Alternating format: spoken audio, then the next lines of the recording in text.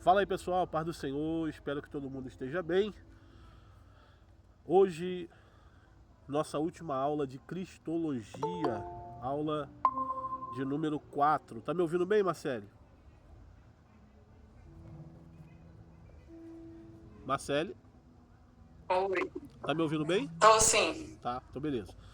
Hoje é a nossa aula 4, nossa última aula, aula de 4 de Cristologia, a aplicação e a esperança em Cristo, tá? Semana passada falamos sobre o ministério, os ofícios de Jesus, falamos sobre a ascensão e exaltação de Jesus, a ressurreição, tá? Os significados teológicos, aí, a morte de Cristo. Falamos sobre o ministério terreno de Jesus, tá? Que foi a pregação, ensino, milagres, relacionamento com os marginais. Falamos sobre a morte, especialmente de Cristo, tá? E hoje vamos falar sobre a aplicação e a esperança em Cristo Jesus, tá bom? O primeiro tópico aí é Cristo e a salvação. Paz. É Cristo e a salvação. Cristo é a salvação. A salvação é a aplicação pessoal da obra de Jesus Cristo na vida do crente, tá? Então, ninguém pode ser salvo se não for mediante a Jesus Cristo. Ninguém pode ser salvo se não for mediante, se não for segundo a ponte, que é Jesus Cristo. Ele mesmo disse: eu sou o caminho, a verdade e a vida, ninguém vem ao Pai a não ser por mim, tá bom? Então, Cristo é o que gera essa salvação. Por isso que João capítulo 3, verso de número 16, ele diz o quê? Que Deus amou o mundo de tal maneira que deu o seu Filho unigênito para todo aquele que nele crer. Não pereça, não morra, mas tenha a vida eterna. Então, só existe salvação para aquele que crer no Messias, a saber, Jesus Cristo, tá? Então a salvação é a aplicação pessoal da obra de Jesus na vida do crente. Por exemplo, no Antigo Testamento, a pessoa de Jesus estava lá, não estava com o nome Jesus, mas Jesus estava lá. Jesus é eterno, tá? Jesus é eterno. Ele estava antes de tudo ser criado e depois de tudo ser criado. Ele sempre existiu, ele é eterno. Mas no Antigo Testamento também tinha salvação. E a salvação no Antigo Testamento era do mesmo modo que no Novo Testamento, segundo a pessoa de Jesus, tá? Só que no Antigo Testamento existia aquela profecia de Gênesis capítulo 3, verso de número 15, que da semente da mulher nascerá um, tá? A qual pisará na cabeça da serpente, a serpente ferirá o calcanhar, mas ele esmagará, né? Pisará na cabeça da serpente. Então, a salvação no Antigo Testamento é debaixo dessa profecia. É crendo no Messias que haveria de vir, tá? Hoje nós somos salvos pelo Messias que já veio, tá? Então, a mecânica da salvação é a mesma, é Jesus Cristo. É crer. A palavra crer ali é pisteu, confiança, convicção e perseverança. É o crer que faz toda a diferença. Aquele que crer e for batizado será salvo, o que não crer já está condenado, tá? Então a palavra crer é o que faz toda a diferença na questão da salvação. Crer, tá bom? Vamos lá. O primeiro ponto é justificação. Somos declarados justos por meio de Jesus Cristo. Romanos capítulo 5, verso de número 1. Romanos capítulo 5, Romanos 5, aqui Romanos 5, verso 1, diz assim: tendo sido, pois, justificados pela fé, temos paz com Deus por nosso Senhor Jesus Cristo. Então, a justificação é quando nós fomos feitos justos perante o Senhor. Pela nossa condição pecadora, é aquilo que Efésios capítulo 2 diz, que nós estávamos perdidos nos nossos delitos e pecados, na verdade, perdidos não, mortos nos nossos delitos e pecados, por nós mesmos nós não poderíamos se apresentar-se justos perante o Senhor. Então havia essa necessidade de Jesus morrer e nos apresentar justos perante o Senhor, tá bom? Então a justificação é isso, é quando nós fomos feitos justos perante o Senhor. Então toda vez que Deus olha para nós, a sentença deveria ser lançada. Só que pelo feito de Jesus, de morrer na cruz, ele olha para mim e para você e entende que nós somos justos pelo sacrifício de Jesus. Tá? O segundo ponto é reconciliação. Somos restaurados ao relacionamento com Deus. 2 Coríntios capítulo 5, 2 Coríntios 5, 18 e 19. Diz assim: tudo isso provém de Deus, que nos reconciliou consigo mesmo, por meio de Cristo, e nos deu o ministério da reconciliação. Tá? Então, como nós éramos inimigos de Deus, Deus agora, por intermédio de Jesus Cristo, na verdade, Jesus Cristo, por intermédio do seu sacrifício, nos reconciliou, tá? Nos reconciliou com o nosso Pai, quer saber, o próprio Deus, tá bom? Outro ponto aí é a redenção. A redenção. Cristo nos libertou da escravidão do pecado. Efésios 1, verso 7. Efésios 1, verso 7. Efésios 1, verso 7 diz: nele temos redenção, tá? Por meio do seu sangue, o perdão dos pecados, de acordo com a riqueza da graça. A palavra redenção aí, eu vou abrir aqui no grego. A palavra redenção, que é Efésios, capítulo 1. Efésios 1, verso 7. Nele temos a redenção. A palavra redenção aí, ó, é um libertar efetuado pelo pagamento de resgate.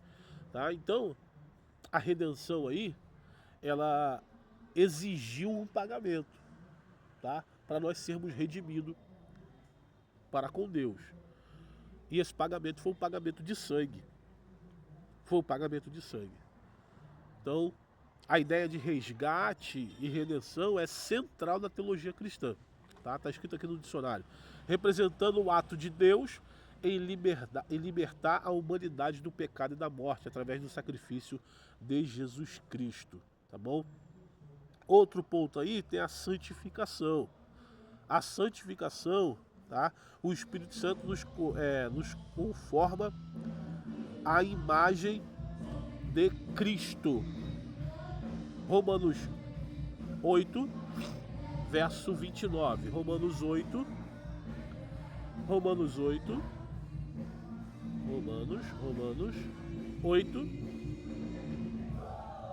verso 29, diz assim: porque aqueles que de antemão conheceu também os predestinou para serem conforme a imagem do seu Filho, a fim de que ele seja o primogênito dentre muitos irmãos, tá? Então a santificação, dentre todos esses aqui que eu falei, a santificação ela é um processo, tá? A justificação ela é instantânea, a reconciliação ela é instantânea, a redenção também, mas a santificação ela é um processo, tá? É como se fosse um processo diário, como se fosse não, é um processo diário que o cristão vai todo dia passar. Por exemplo, hoje sou mais santo que ontem, mas menos santo que amanhã, porque eu tenho que procurar me santificar todos os dias. E como é que eu faço isso? Como é que eu sou justificado? Vamos começar do princípio aqui. Como eu sou justificado? Eu levanto a mão, reconheço Jesus como meu único e suficiente Salvador e instantaneamente eu sou alcançado, tá? Alcançado pela justificação, tá? A reconciliação também é um ato instantâneo aí. A redenção também, porque Cristo já pagou na cruz do Calvário. A santificação é um processo diário que eu tenho que fazer. Como eu faço para me santificar? Lendo a palavra de Deus, tá? A palavra de Deus é que vai me santificar todos os dias. Tá? Ela vai me limpar? Não, a palavra não tem poder para isso, só o sangue de Jesus. Mas a santificação ela pode ser por intermédio da palavra. Vós sois purificados por causa da palavra. Por quê? Porque por intermédio da leitura da palavra eu consigo enxergar aonde está o meu erro, aonde eu estou pecando e aonde eu posso melhorar, tá? Vamos lá. No segundo ponto aí, página. No segundo ponto é Cristo hoje. Mesmo exaltado, Cristo continua ativo em favor da sua igreja, tá? Aí aparece aí Cristo, cabeça da igreja, né? Cristo, cabeça da igreja. Ele dirige e sustenta o seu povo. Colossenses 1,18. Colossenses.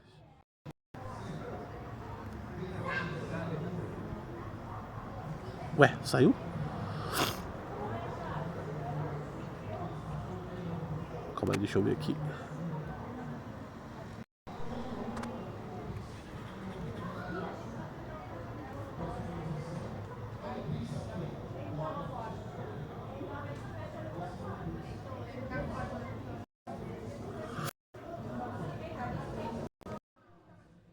Voltei aí, Marcelo?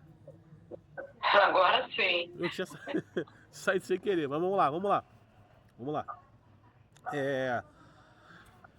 Cristo hoje, que é o ponto 2, mesmo exaltado, Cristo continua ativo em favor da sua igreja. Como, primeiro, cabeça da igreja, ele dirige e sustenta o seu povo. Como diz a Bíblia, em Colossenses 1,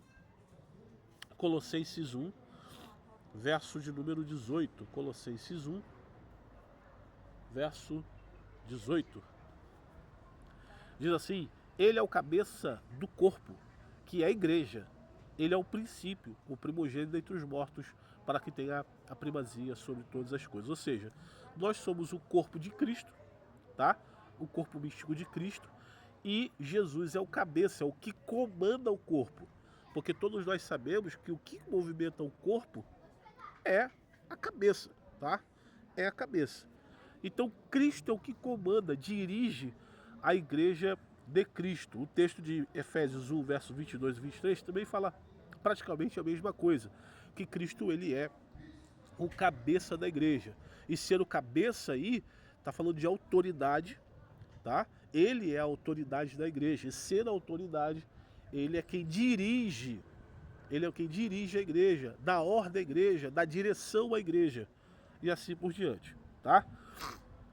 Cristo também ele é o intercessor da igreja. Vive para interceder por nós. Hebreus 7, 25. Hebreus 7. Hebreus 7. 7. 25. Diz assim: portanto, também pode salvar totalmente, completamente, aqueles que se aproximam de Deus por meio dele. Dele quem? Jesus Cristo. Vivendo sempre para interceder por nós, tá? Então Cristo, ele não foi para o céu para ficar só sentado, parado, olhando para Deus. Cristo foi para o céu para interceder por nós, para falar por nós, tá? Então, toda vez que Deus quer derramar a sua ira na humanidade, Jesus apresenta a marca dos cravos, tá? Apresenta, olha, eu morri, eu derramei a última gota de sangue e paguei a dívida por aqueles que creem em meu nome. Então, ele intercede por nós. Quer falar alguma coisa, Marcelo?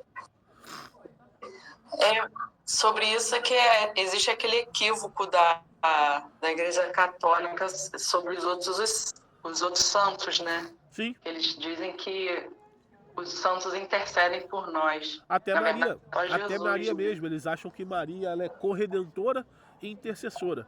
Ela não pode interceder por nós. Maria ela é criatura, ela não é criador, tá? Maria não é Deus. Maria pecou depois, pecou durante a sua vida. Porque o católico, a doutrina católica, ela acredita primeiro na ascensão de Maria, né? Que eles acreditam que Maria subiu aos céus, tá? Diretamente, igual Cristo, em Atos. Uma tremenda mentira, não tem base nenhuma bíblica. Base bíblica não existe nenhuma, tá? Eles acreditam, outro ponto, que é a virgindade perpétua de Maria. Eles acreditam nisso. Sendo que Maria, ela teve relação normal depois de ter Jesus. Ela teve Jesus, sim, virgem, só que ela depois teve relação, tá bom? Então ela pecou. Ela é uma mulher importantíssima no contexto da história da igreja? Sim, ela é. Ela é a mãe de Deus, ela é a que cuidou, que criou Jesus Cristo. Sim, ela tem um papel fundamental na história da igreja. Ela é uma mulher importante. Exemplo de fé também, né? É o quê? Um exemplo de fé também, né? Quando o anjo falou com ela. Exatamente. Ela é um exemplo de fé. Ela é um exemplo de fé. Vim pra cá porque tá chovendo. Ela é um exemplo de fé. Só que, entenda uma coisa, não passa disso não. Não passa disso não. Ela não pode passar disso, entendeu? Ela é um exemplo de fé. Como os outros apóstolos também eram um exemplo de fé, pô. Como os outros homens de Deus também eram um exemplo de fé. Só que os católicos querem colocar Maria em uma posição que nem ela mesma se coloca. Nem ela mesma se coloca. Entendeu? Nem ela mesma se coloca. Porque Maria... E nem Jesus botou. Não, Jesus não colocou. Jesus não colocou. A própria Maria. Maria é importante na história da igreja. Está dentro do contexto bíblico.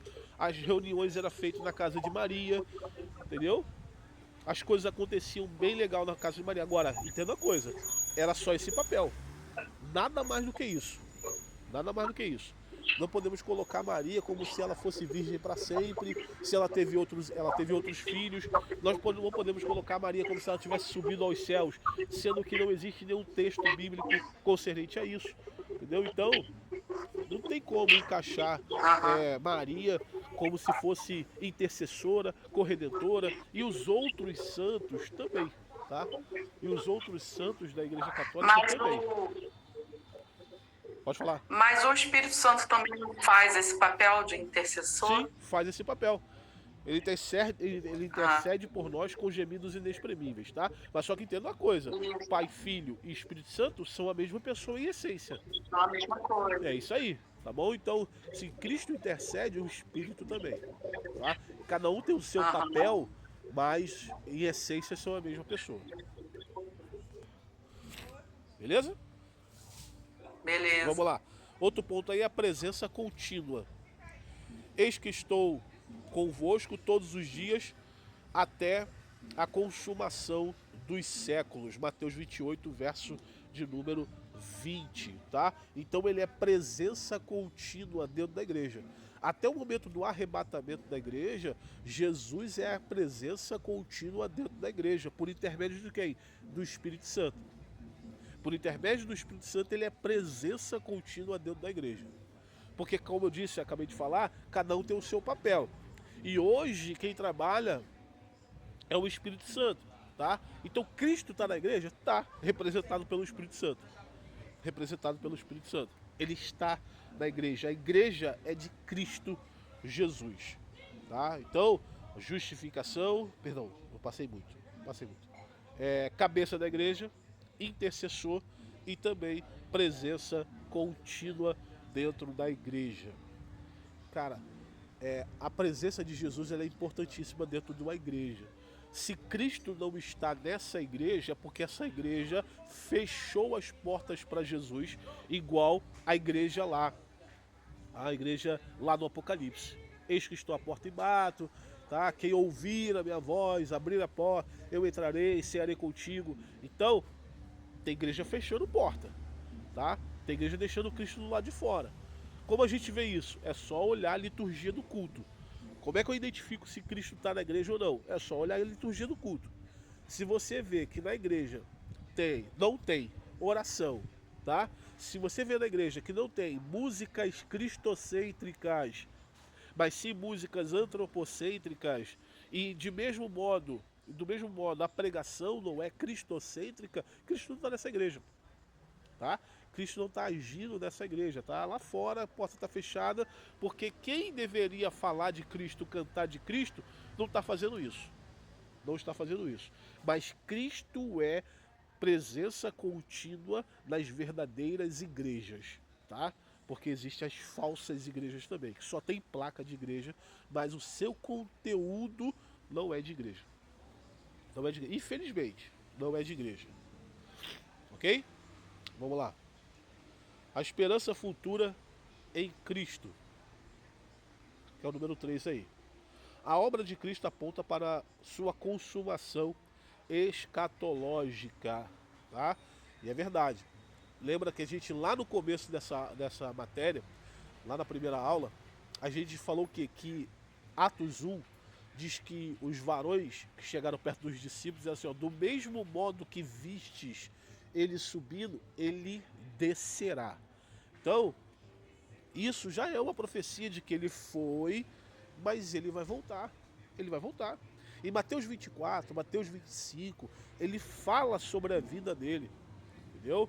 Então, vários textos do Novo Testamento falam, até do Antigo, falam sobre a vida dele.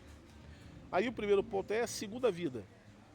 Ele voltará em glória, tá? Mateus 24, verso de número 30. Mateus 24.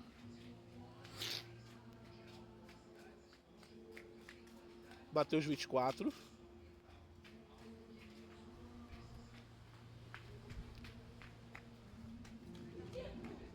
Mateus 24, verso de número 30. Diz assim: então aparecerá no céu o sinal do Filho do Homem, todos os povos da terra se lamentarão e verão o Filho do Homem vindo sobre as nuvens do céu com poder e grande glória. Ou seja, uma coisa que é mais certa do que o jornal de amanhã, mais certa do que o sol que vai nascer amanhã, é a vinda de Cristo, tá? É a segunda vinda de Cristo. Então, independente da placa da igreja, se é Assembleia, Batista, Presbiteriana, seja qual for a igreja, se ela crê na Bíblia Sagrada, ela prega e entende que Cristo voltará, independente da interpretação, se é pré, se é meso ou se é pós-tribulacionista. Uma coisa é certa, Cristo, ele voltará, tá? Cristo, ele voltará. Vamos lá. Juízo final. Todos comparecerão diante do tribunal de Cristo. Todos comparecerão diante do tribunal de Cristo. 2 Coríntios capítulo 5. 2 Coríntios. 2 Coríntios. 2 Coríntios.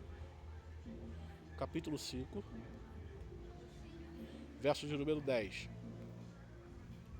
Diz assim: porque todos nós devemos comparecer diante do tribunal de Cristo para que cada um receba de acordo com o bem ou o mal que participou por meio do corpo, tá? Então, todos vão de comparecer ao tribunal de Cristo. Só que entenda uma coisa: tribunal de Cristo não é para condenação. Tribunal de Cristo é para galardão, tá?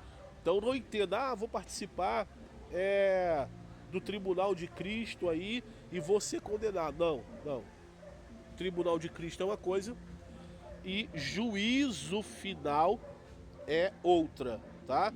Apocalipse 20, verso 11, fala sobre isso.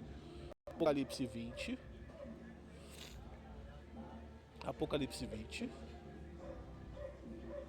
verso 11, ao verso de número 15, assim: eu vi um grande trono branco e aquele que estava sentado sobre ele, da presença do seu rosto fugia a terra e o céu, e não se achou lugar para eles.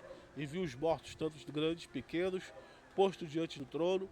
Então se abriram os livros, e foi aberto outro livro, que é o livro da vida. Os livros foram os mortos foram julgados segundo as suas obras, conforme o que está escrito nos livros. E o mar entregou os mortos que estavam nele, e a morte e o além entregar e a morte e o além entregaram os mortos que haviam neles, e foram julgados por um, segundo as suas obras. E a morte e o inferno foram lançados no lago de fogo. Esta é a segunda morte, o lago de fogo. E se alguém não foi encontrado registrado no livro da vida, esse foi lançado no lago de fogo. Ou seja, acredito nisso, cara.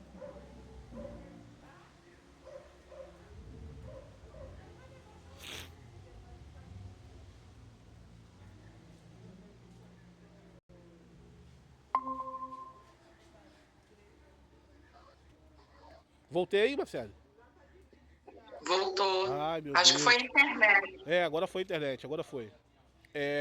Então, aí são dois julgamentos, tá? Primeiro julgamento, que é o juízo final, e o segundo julgamento, que é o tribunal de Cristo. Cristo participará dos dois, só que a igreja participará de um, e os mortos, os ímpios de todas as eras participarão de outro julgamento, tá? O tribunal de Cristo é para a igreja, para galardão da igreja.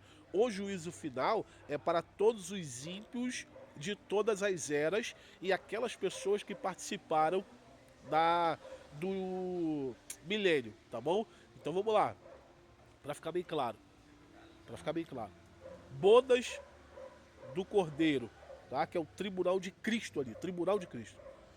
Tribunal de Cristo ali é para a igreja, para galardão da igreja. Juízo final para os ímpios de todas as eras. É no juízo final que aquele texto de Mateus que diz que Jesus vai separar os bodes das ovelhas, é nesse ponto aí, no juízo final. Quem são os bodes ali? Os ímpios de todas as eras. Quem são as ovelhas ali? Aqueles que vieram da grande tribulação e passaram pelo milênio. Entendeu? Porque a igreja vai estar julgando aqueles que vieram da grande tribulação, do milênio, e os ímpios de todas as eras. Tá? Então são duas coisas diferentes. Nova criação. Haverá novos céus e nova terra. Apocalipse 21, verso 1 ao verso 5. Apocalipse 21. Apocalipse 21. Apocalipse 21. 21, verso 1 ao 5. Diz assim: e viu o novo céu e nova terra, pois o primeiro céu e a primeira terra passaram, e o mar já não existe. Tá? Então, isso, Davis. Meus parabéns.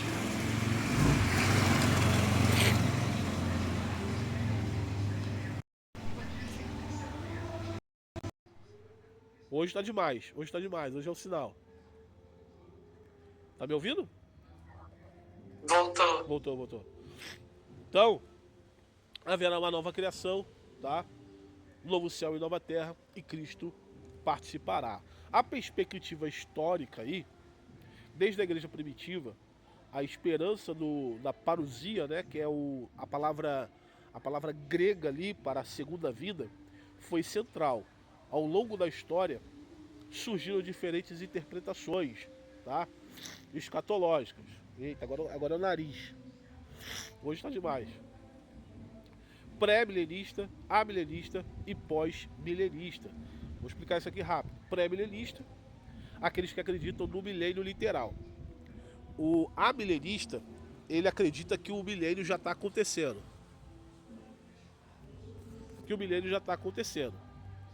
E o pós-milenista, ele acredita que Jesus volta após o milênio, tá? Mas todos concordam que Cristo é a consumação da história. Ou seja, como eu falei, seja pré, seja meso, seja pós, seja pré-milenista, seja milenista, seja pós-milenista, independente da interpretação, Cristo voltará, tá bom? Cristo voltará. A conclusão aí é: Cristo é o Senhor do presente e a esperança do futuro. Ele aplica hoje a salvação pela obra do Espírito e em sua vida completará a redenção com a vitória final sobre todo o mal. Como escreveu aí N.T. Wright, tá? Em Surpreendido pela Esperança, a ressurreição de Jesus Cristo, ou de Jesus, não foi apenas um evento no passado, mas o início do futuro de Deus para o mundo, tá bom? Então, essa é a nossa matéria de Cristologia. Falamos tudo sobre a pessoa de Jesus Cristo, tanto o seu nascimento, seu momento terreno aqui na Terra, sua divindade, como ele agia no Antigo Testamento, no Novo Testamento, os seus ofícios, né, quando assumiu o seu ministério. Então, toda a nossa matéria de Cristologia, ela foi passada. Alguma pergunta, Marcelo? Não, só uma observação. Quando você falou de santidade e disse que era só a leitura, mas não existe outros meios de buscar a santidade? Sim, tipo eu foquei na leitura bíblica, mas você pode na oração, na leitura bíblica e no jejum, entendeu? É um tripé da fé cristã, entendeu? Você pode se santificar orando, lendo e jejuando. Só que entenda uma coisa: o que é mais importante para o pássaro? A asa esquerda ou a asa direita? As duas. Então, não adianta só fazer um, ou seja, só orar. Não adianta só ler a Bíblia, tá? Então você tem que combinar essas duas coisas, a leitura bíblica e a oração. Aí sim você vai ter mais eficácia na sua santificação. E o jejum entra como um complemento, porque jejum, ele pode ser, tá? Como não pode ser diário. Pode ser ou não diariamente, tá? Você pode separar 1 ou 2 dias da semana, 3 dias da semana, tá? Para você fazer um jejum, tirar dias aí para fazer o jejum. Mas a questão da leitura e da oração são coisas que tem que ser feitas diariamente. Entendeu? A oração, é aquilo que a gente chama de devocional, né? Aquilo ali tem que ser feito todo dia. O devocional tem que ser feito todo dia. A leitura bíblica tem que ser feita todo dia. Entendeu? Senão, vai dar ruim, cara. Você vai ficar raquítico na fé, tá? Então você precisa ler e orar todos os dias. Isso só vai fazer bem, só vai ser saudável para sua vida espiritual. Tá bom? Outra pergunta? Não, só isso. Então tá bom. Então, hoje nossa aula foi rapidinha, porque era pouca coisa, mas Deus te abençoe, tá, Marcelo? Obrigado aí pela sua presença. Se eu não me engano, semana que vem a gente começa a aula de homilética, tá? A arte de pregar e preparar sermões vai ser bem interessante. Eu vou jogar as 3 aulas, todas, tá? Lá direto no YouTube do CEMIT, tá bom? Deus abençoe, fica com Deus. Tá, tchau. Amém.